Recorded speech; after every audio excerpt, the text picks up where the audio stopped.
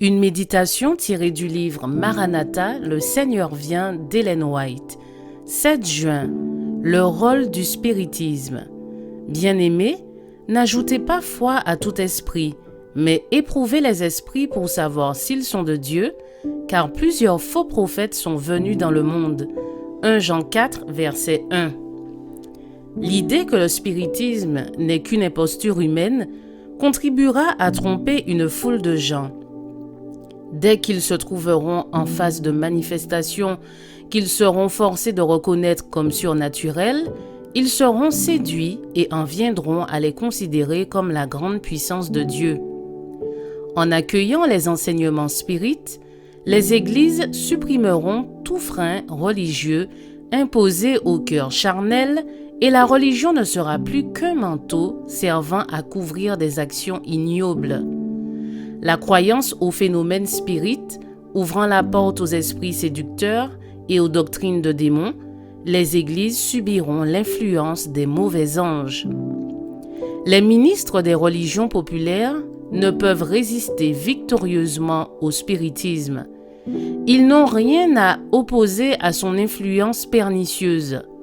Aussi, seront-ils responsables des tristes résultats du spiritisme d'aujourd'hui, car ils ont foulé aux pieds la vérité et lui ont préféré des fables.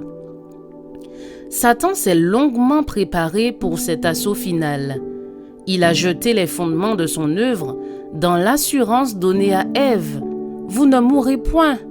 Le jour où vous en mangerez, vos yeux s'ouvriront et vous serez comme des dieux connaissant le bien et le mal.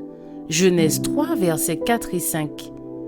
Petit à petit, il a préparé le terrain pour son chef-d'œuvre de séduction, le spiritisme.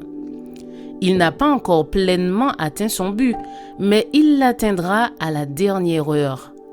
Le prophète dit « Je vis 3 esprits impurs semblables à des grenouilles, car ce sont des esprits de démons qui font des prodiges et qui vont vers les rois de toute la terre afin de les rassembler pour le combat du grand jour du Dieu Tout-Puissant. » Apocalypse 16, versets 13 et 14. À l'exception de ceux qui sont gardés par la foi en la parole de Dieu, le monde entier sera enveloppé dans cette redoutable séduction.